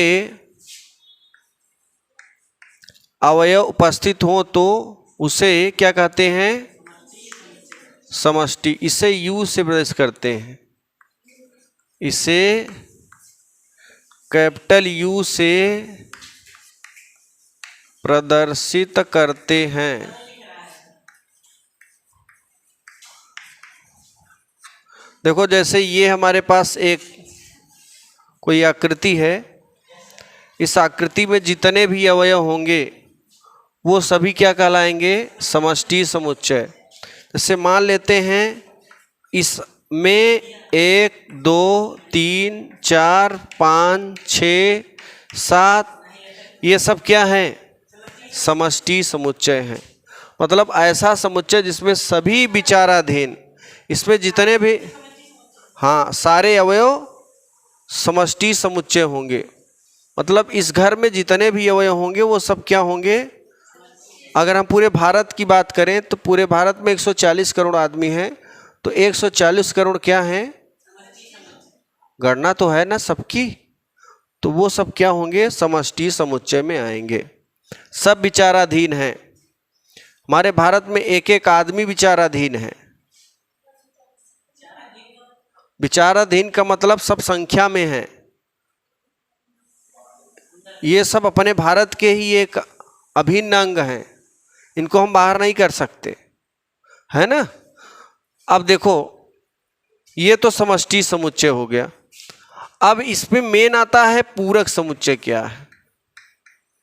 ये इंग्लिश में यूनिवर्सल सेट बोलते हैं, और आगे है पूरक समुच्चय। पूरक, इंग्लिश में इसे कंप्लीमेंट्री सेट बोला जाता है। Complementary set. तो ऐसा समुच्चय यदि किसी समुच्चय ए को, ध्यान देना, यदि किसी समुच्चय ए को समष्टि समुच्चय में से घटाने पर प्राप्त समुच्चय को पूरक समुच्चय कहते हैं। अपने पास कोई समुच्चय ए था, मैं उस ए को किसमें से घटा दिया? समष्टि समुच्चय में से, तो जो अवयव हमें मिलेगा वो क्या हो जाएगा? पूरक समुच्चय।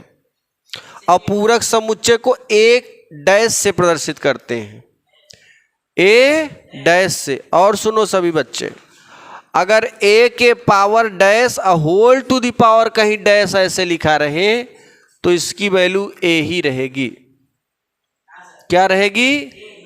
ए के power dash whole to the power dash, तो इसकी वैल्यू क्या लिख सकते हो? ए। बात समझ में आई? और ए डैश ही रहेगा।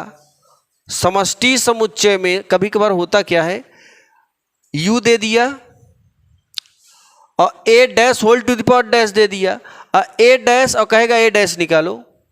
ध्यान देना फिर से, ये दिया और ये दिया, कहेगा ये बताओ।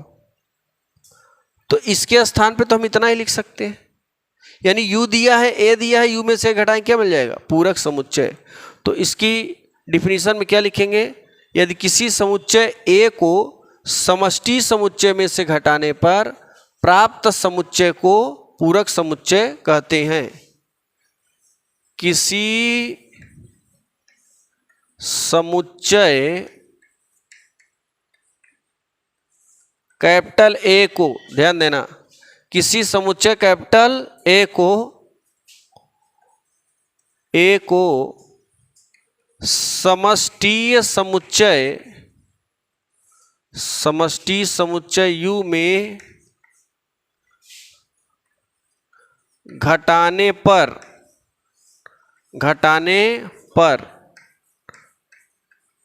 प्राप्त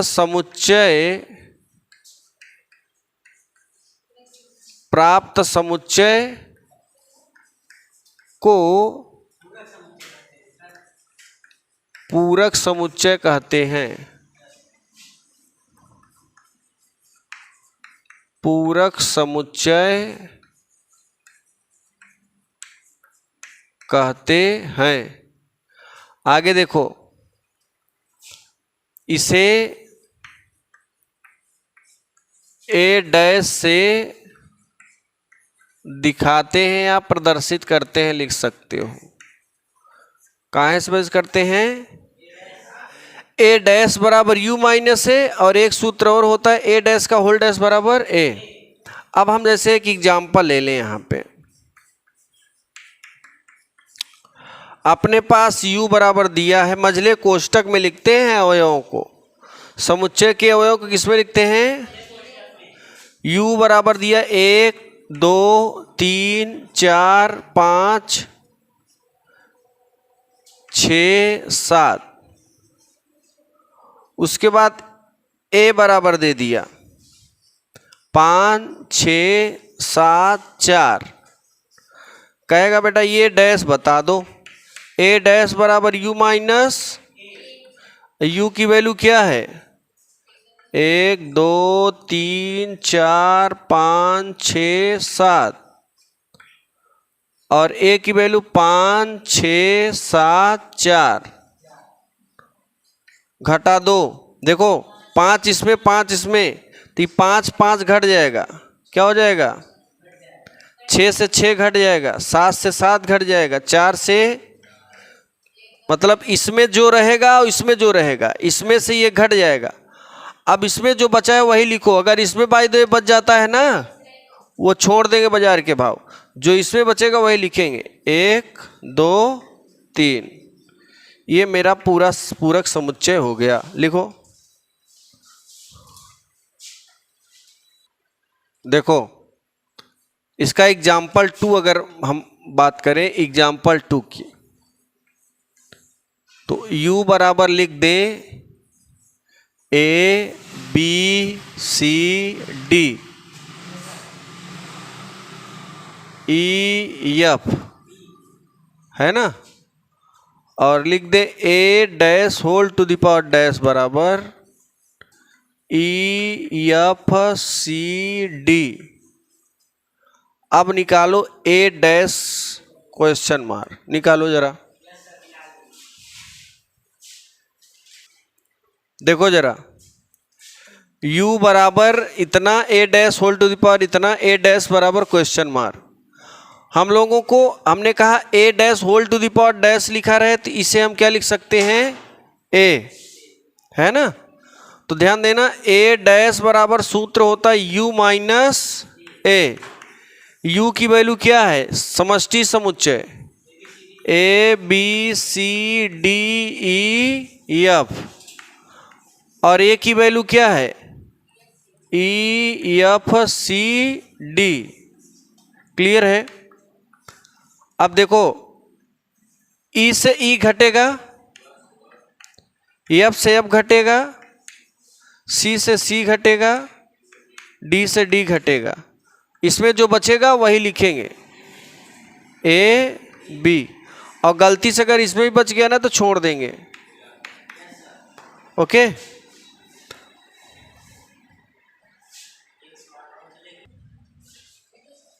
देखो यहाँ पे उप समुच्चय सबसेट इंग्लिश में बोलते हैं, यदि किसी समुच्चय A के सभी अवयव B में हो तो A को B का उप समुच्चय कहते हैं। एग्जाम्पल देखो, पहले मैंने कहा कि यहाँ पे हम एक एग्जाम्पल लेते हैं,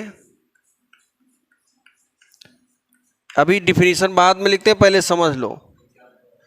A बराबर 1 2 3 4, ये एग्जाम्पल फर्स्ट है 1 2 3। देखो ए लड़की, यदि किसी समुच्चय A के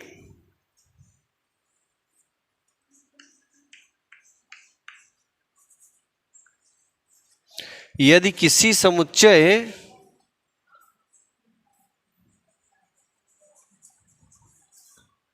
थोड़ा और इरेज कर देते हैं। देखो यदि किसी समुच्चय A के सभी अवयव समुच्चय B में उपस्थित हो तो A को B का उप समुच्चय कहते हैं। उप समुच्चय को सबसेट से प्रदर्शित करते हैं। देखो सबसेट ऐसे होता है, ये किसका है, मतलब उल्टा U का बढ़वा कर दो, इसे सबसेट C नहीं बोलेंगे, इसे क्या बोलते हैं सबसेट। तो यहाँ A के सभी अवयव B में हो, है कि नहीं है, तो कहेंगे ए सबसेट किसके है, बी के, है ना। ए सबसेट क्या है, बी। अच्छा दूसरा एग्जांपल अगर ले लें, ए बी सी डी और बी बराबर लिख देते हैं A B C D E F. ध्यान देना ये भी उपसमुच्चय है। यदि ए के सभी अवयव बी में उपस्थित हों तो ए को बी का उपसमुच्चय कहते हैं। देखो ए बी सी डी इसमें है, अब इसमें कुछ एक्स्ट्रा भी है तो इसमें उससे मतलब नहीं, एक्स्ट्रा बच जाए। ठीक, आगे उचित उपसमुच्चय पढ़ोगे। ए लड़की क्या पढ़ोगे, उचित उपसमुच्चय। अगर ये रूल फॉलो करता है जो डिफिनीशन के अकॉर्डिंग तब होगा। बी का ए में भी उपसमुच्चय होगा।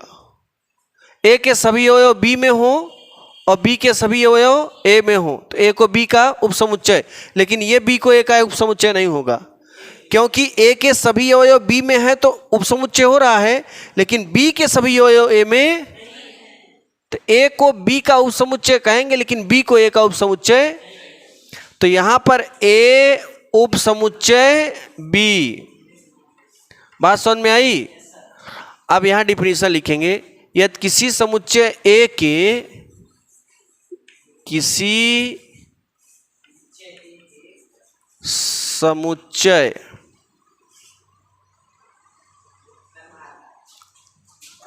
ए के सभी अवयव ए के सभी अवयव बी में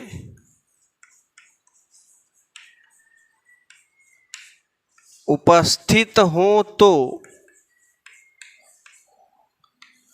ए को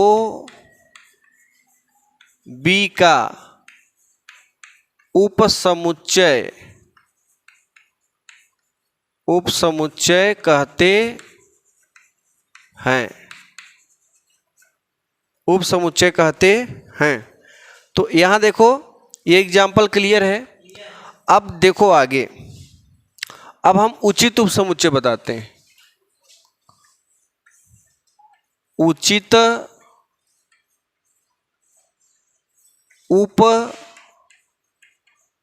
उपसमुच्चय, ये उचित उपसमुच्चय क्या है, ध्यान देना।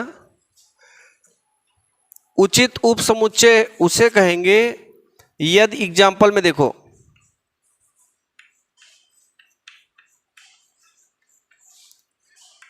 यदि ए के सभी अवयव बी में उपस्थित हों,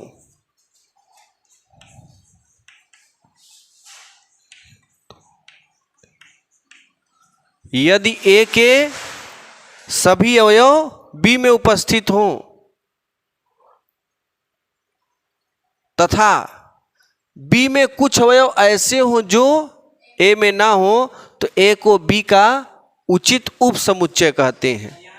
मतलब ए उचित उपसमुच्चय बी, ये नीचे वैसे बराबर नीचे लाइन का चिन्ह रहे तो उचित उपसमुच्चय है, और केवल अगर बिना लाइन का रहे तब उपसमुच्चय है। ध्यान देना ये उचित उपसमुच्चय है। याद रखना सभी उचित उपसमुच्चय होते हैं, लेकिन सभी उपसमुच्चय, इसमें बस एक गुण है कि इसमें ए के सभी अवयव बी में होंगे, लेकिन बी में कुछ अवयव ऐसे होंगे जो ए में नहीं होंगे। देखो ए के सभी अवयव बी में हैं, लेकिन बी में कुछ अवयव तो बराबर ही बराबर है। तो इसमें ना दो गुण हैं। पहली बात तो दोनों बराबर होते हैं, दूसरी बात इसमें कम इसमें ज़्यादा होते हैं, लेकिन इसमें कम, इसमें इसके पास एक गुण है, इसके पास दो गुण है। तो इसके सभी गुण इसमें हैं, लेकिन इसके सभी गुण इसमें, सभी उचित उपसमुच्चय सभी उपसमुच्चय होते हैं, लेकिन सभी उपसमुच्चय उचित उपसमुच्चय नहीं होते। बात समझ में आई? यहां लिख देंगे। अच्छा, मैंने कहा डिफिनीशन, ए के सभी अवयव बी में हो तथा बी में कुछ अवयव ऐसे हों जो ए में ना हो तो ए को बी का उचित उपसमुच्चय कहते हैं तथा बी को ए का अधिसमुच्चय कहते हैं। क्या कहते हैं? अधिसमुच्चय। ए को बी का उचित उपसमुच्चय कहते हैं तथा बी को ए का क्या कहते हैं? अधिसमुच्चय। अधि माने इसमें अधिक है, इसमें कम है, इसलिए अधिसमुच्चय हो गया। अब आगे देखो, यदि किसी समुच्चय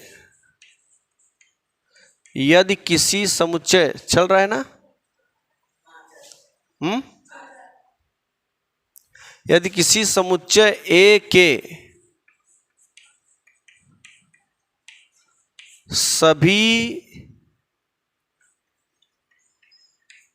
अवयव बी में उपस्थित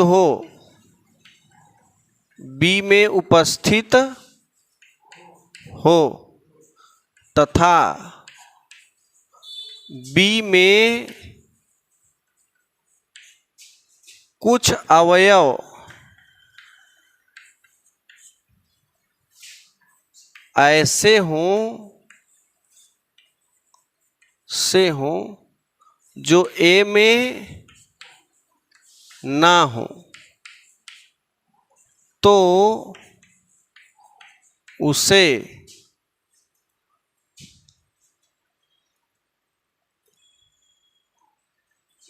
उचित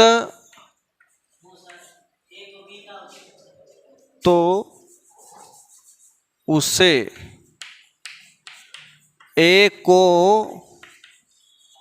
बी का उचित उपसमुच्चय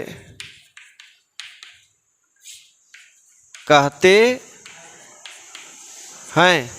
ए को बी का क्या कहते हैं? उचित उपसमुच्चय। एवं बी को ए का अधिसमुच्चय कहते हैं। अधिसमुच्चय।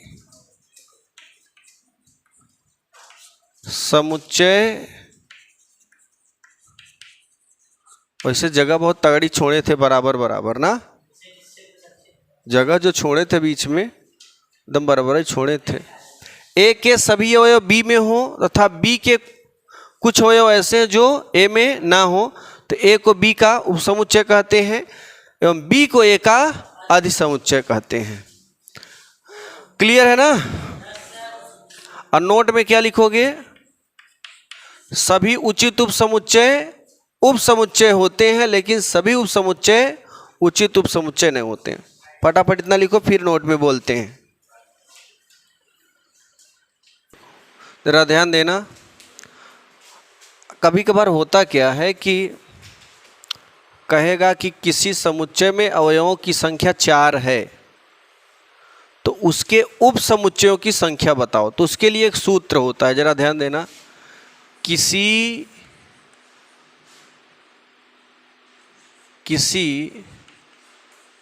समुच्चय में अवयव की संख्या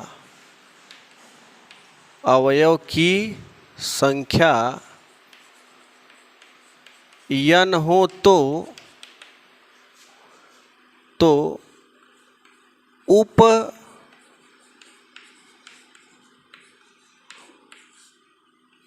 उपसमुच्चयों की संख्या बराबर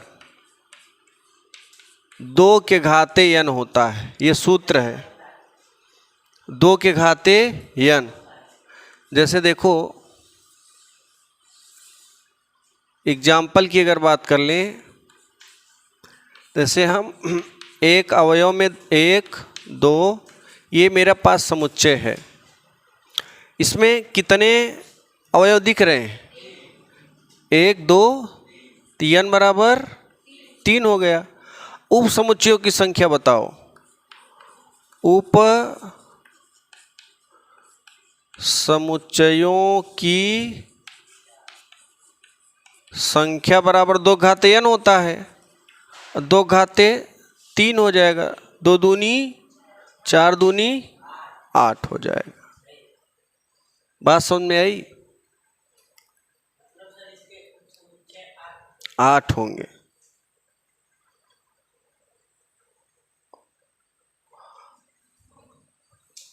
है ना।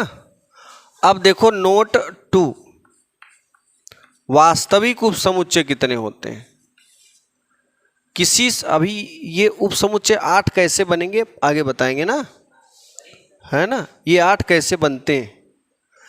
एक 5 बन गया, 1 2 3 1 2 1 3 2 3 1 2 3, एक एक एक 2 2 अलग अलग लिखा, तो कितने हो गए ध्यान देना। 1 2 3 1 2 1 3, है ना। 1 2 1 3 और फिर 2 3, फिर 1 2 1 2 3 4 5 6 7 और एक ठे शुरू में क्या होता है 5, तो कितने हो गए 8। 1 2 3 4 5 6 7 8, 1 2 1 3 2 3। अगर 1 2 लिख दिए तो 2 1 मत लिखना। बात समझ में आई। और ये सब किस में होते हैं, मझले कोष्टक में। देखो कैसे लिखे हैं हम, जरा ध्यान देना, बात को समझिएगा। अभी हमने में लपेट दिया यहाँ पे। देखो इसको एक्सप्लेन करते हैं, उप समुच्चय दिखाते हैं ना। सॉल्व। ए बराबर क्या है 1 2 3, है ना। ध्यान देना बच्चों, 1 2 3। उप समुच्चय बराबर, देखो सबसे पहले जब ये उप समुच्चय निकालना हो तो 1 2 3 लिखा है ना, तो हम पहले मानते हैं फाई को उप समुच्चय। किसको मानते हैं, फाई को। फिर एक अंक इसमें से पहला अंक लो, पहला अंक किसमें लिखेंगे, मझले कोष्टक में। फिर 2 लो, दूसरा भी किसमें लिखेंगे, मझले कोष्टक में। फिर 3 लिखो, 3 भी किसमें लिखेंगे, सेम ऐसे ही ना घात समुच्चय भी हम बताएंगे। कौन सा समुच्चय, घात समुच्चय। कामा एक कार्तीय समुच्चय होता है, एक घात समुच्चय होता है। फाई 1 2 3 अलग अलग लिख लिया। अब 2 साथ में लिखो, 1 और 2 साथ में, 1 2, फिर 1 के साथ 3, फिर 2 के साथ 3। अब इकट्ठे तीनों साथ में लिख लो, 1 2, मतलब पहले राउंड पे क्या लिखा, अलग अलग लिखा। पहले फाई लिखा मतलब रिक्त समुच्चय, उसके बाद सबको अलग अलग लिखा, फिर दो ठनी के साथ में लेके लिखा, फिर लास्ट में 3। 1 2 3 4 5 6 7, कितने उप समुच्चय बने, कोई दिक्कत। ऐसा जो 1 2 लिख देंगे, 2 1 नहीं लिखेंगे फिर, ठीक। क्योंकि समुच्चयों में क्रम का कोई महत्व, तो 1 2 लिखो चाहे 2 1 लिखो, बात एक ही है। 3 2 लिखो चाहे 2 3 लिखो, हम शुरू में बताए थे ना, समुच्चयों में क्रम का एक महत्व होता है, थे ना। ये सिस्टम सिखा दिए हैं कि लिखना। जैसे अभी कहीं पे ऐसे लिखा रहे 2 3 2 4 2 6, बताओ इसमें कितने अवयव हैं, कितने अवयव हैं। जो 2 बार बार आ रहा है ना, उसे एक ही बार लिखते हैं, क्रम का कोई महत्व नहीं। वही बार बार कह दो, एक बार, अनंत बार कर दो, एक बार। 3 4 6 4 आ रहा है, ये है उपसमुच्चय। अब वास्तविक उपसमुच्चय क्या है? देखो वास्तविक में ये फाई नहीं रहेगा, वास्तविक में क्या नहीं रहेगा? फाई। हाँ, अब वास्तविक ये उपसमुच्चय है, और वास्तविक उपसमुच्चय में फाई हटा देते हैं, वास्तविक आ जाता है। देखो नोट 2, नोट 2, किसी, ध्यान देना, किसी समुच्चय में यन अवयव हो तो वास्तविक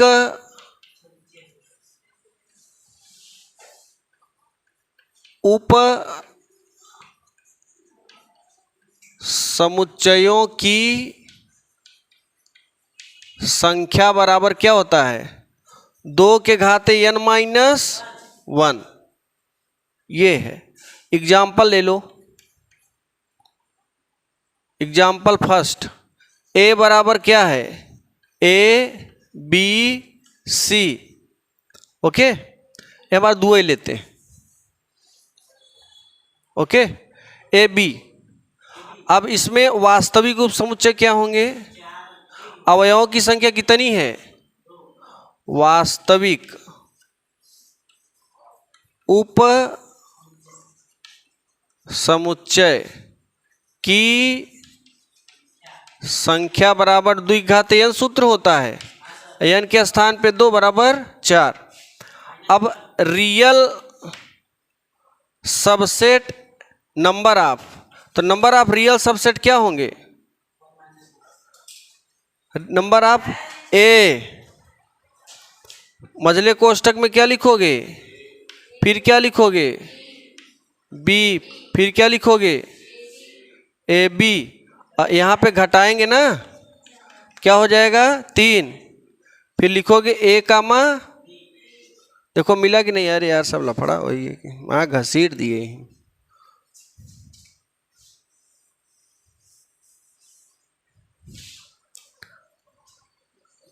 वास्तविक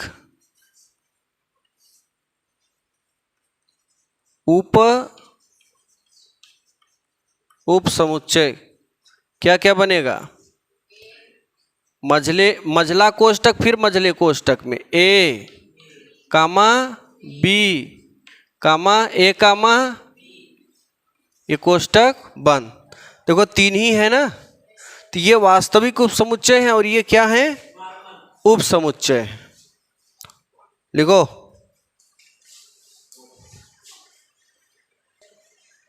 अब देखो आगे।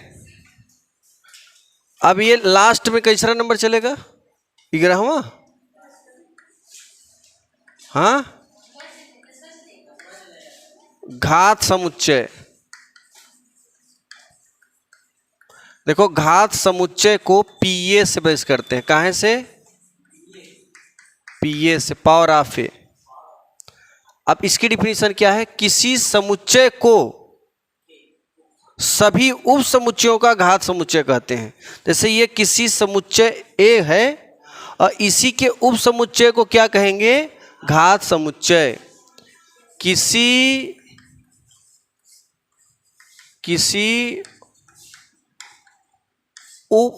समुच्चय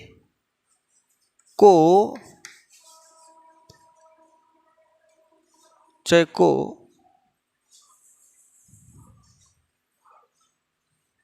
दिए गए